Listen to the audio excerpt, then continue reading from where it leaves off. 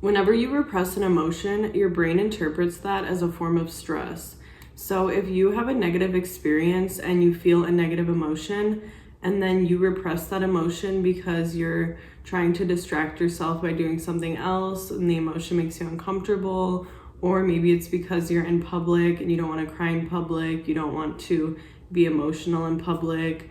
Maybe it's just because you learned that you get punished when you show emotions, and that showing emotions is a threat to your attachment and to your relationships with other people. Maybe you never learned how to handle your emotions in a healthy way and how to work through them in a healthy way, so you do get scared when you feel a negative emotion and you want to just push it away, you want to just push it down and not experience it. Whatever the reason is, I mean, there's so many different reasons that we repress our emotions, and society has taught us and encouraged us to be this way in a lot of ways. But when there is a negative experience that you have and then you repress your emotion, then your brain is going to associate that experience with a stress response.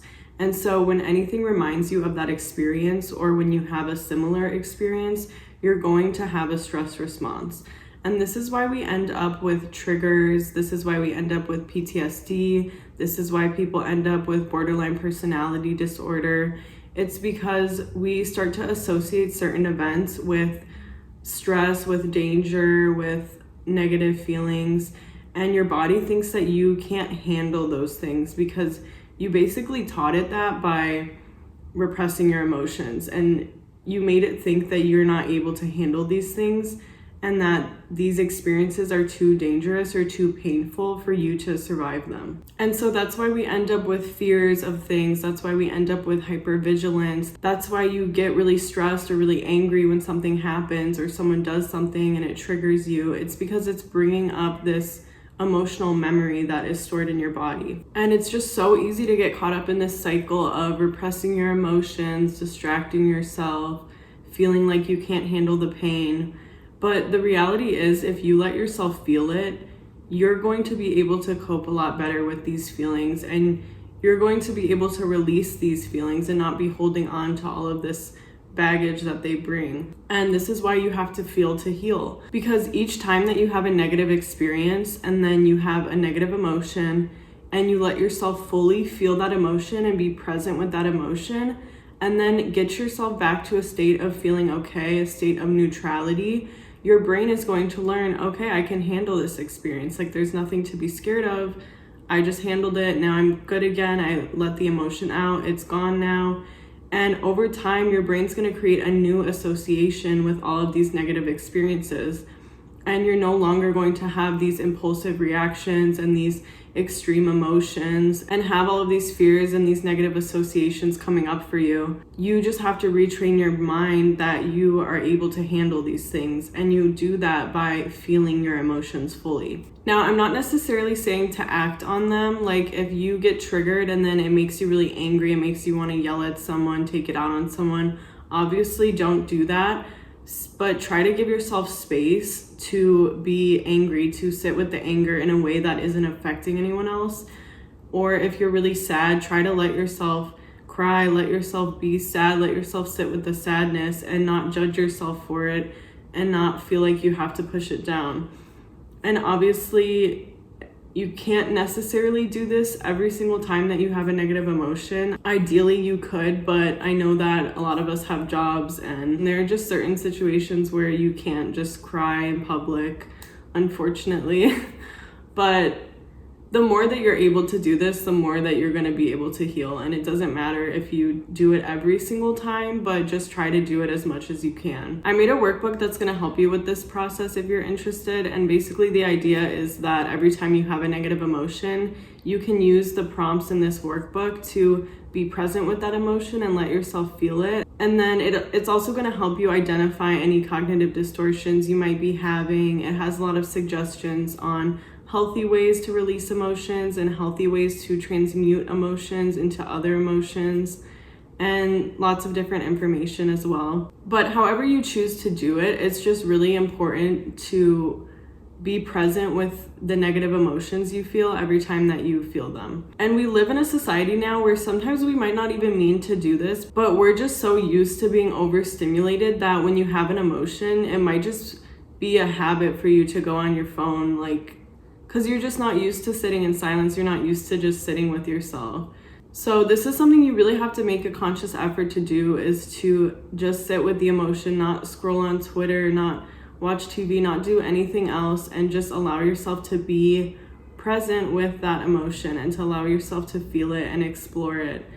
And that's how you heal pain. You can't just replace the pain with something else. You can't just push it away. You have to get to know it and understand it, and then that's when you're able to replace it with something better. That's why I made the workbook. I really made it for myself so that when I'm having a negative emotion, I can just sit with the workbook and it's gonna help me be present with that emotion and not be doing anything else. But whatever way works for you that you're able to do this is gonna be really helpful. And the more that you're able to do this every time you have an emotion, you're literally going to be healing your trauma responses. You're literally going to be healing your mental illness. You're literally going to be healing all of these things about yourself that you probably want to change and that you feel like are out of your control.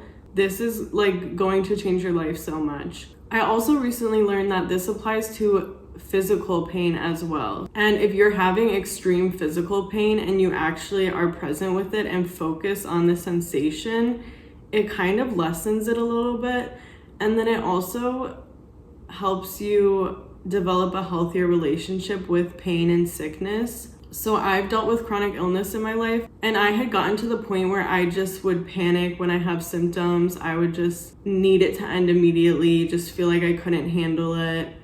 And then it just created this even worse cycle where I was so scared to ever feel anything bad.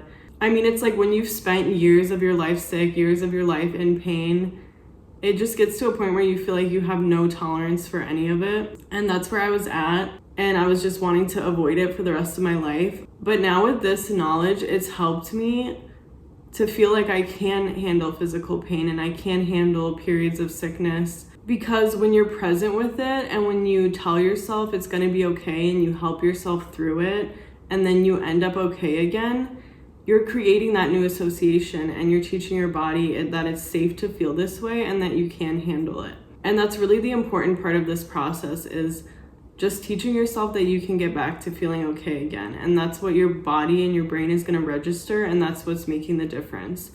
And I already kind of started doing this in a different way. I really recommend, if you have chronic pain or chronic illness, watching Pain Free You on YouTube, because he just explains this a lot better than I do, I think.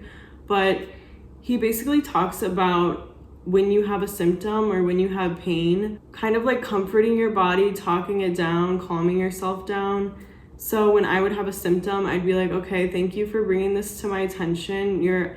There's actually nothing wrong with my body. Everything's fine. This is just one little symptom. It's not gonna escalate. There's nothing to be scared of.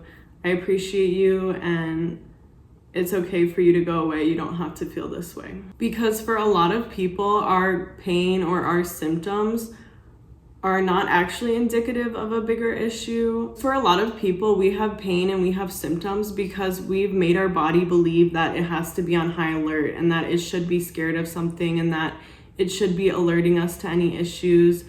And we're kind of in this hypervigilant state of searching for threats and being afraid of what's wrong with us, being afraid of our illness. And so by creating that new relationship with your body and telling it that it's safe, it's okay, it doesn't have to alert you, and just like reminding yourself that you're safe and that you can handle anything and that there's nothing to be afraid of, that has been really healing as well. That has greatly reduced my symptoms. Because when you just get stressed about them and start to worry more and more, then you end up with even more symptoms from anxiety, or you end up literally making yourself sick, because your thoughts can literally create illness, but in the same way they can heal you. And so that's something that I've been doing for months now, and that's something that has helped my health so much. But adding this extra layer of being present with the pain and actually focusing on it, and then tying that together with teaching my body that it's okay and that it will feel okay again, and that it's safe for me to experience extreme pain and that I can get through it and it's a part of the human experience and it's okay.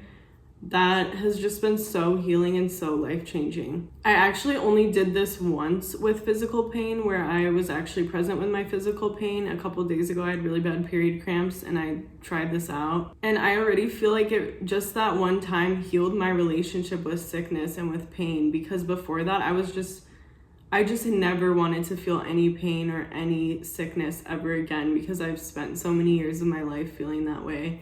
And it just felt like I had no tolerance for it anymore, and I couldn't even handle like another second of it. But now I'm like, it's fine. I know I'll be able to handle it every time that it happens. It's not going to be a regular occurrence anymore, but it is a part of life to be sick, to feel pain. And so now I know that I'm able to handle that experience, and I have the tools to handle it. One more thing that I think is important to mention is that if you heal by being present with your pain and by allowing yourself to feel your pain, so do other people.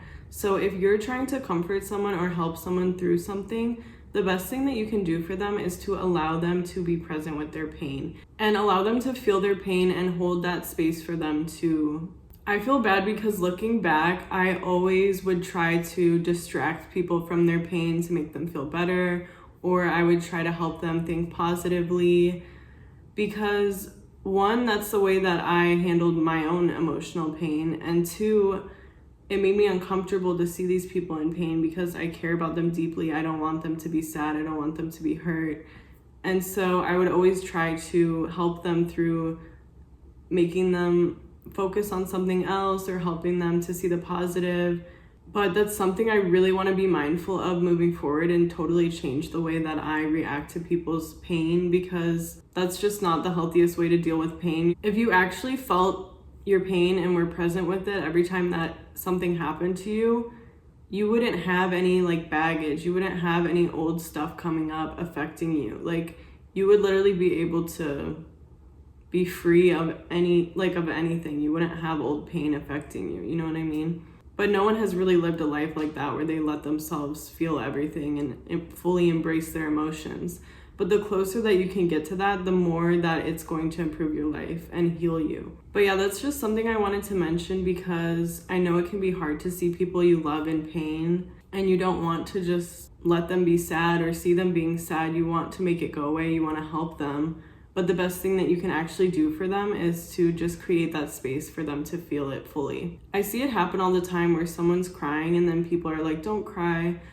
But I try to be like, let it out, like cry, please. Crying is great. Crying is an amazing way to release emotions. But yeah, that's something I definitely regret the way I've handled it in the past. I never want to invalidate people's emotions, but in a way, that's what I was doing. Part of that is also working on your boundaries and working on how much of people's pain you let yourself absorb and how affected you are by it. Because if you're able to not take on so much of people's pain, it'll help you to be there for them in a better way, because you won't be as uncomfortable from other people feeling pain, if that makes sense. But yeah, I kind of grew up in a way where no one ever let me feel my emotions or didn't make me feel bad about feeling emotions.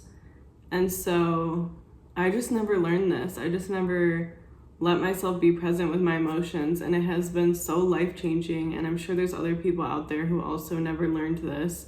Or sometimes we don't even realize what we're doing, but just to be aware of it and try to remind yourself of this every time you feel pain, and just let yourself embrace the pain, let yourself feel the pain.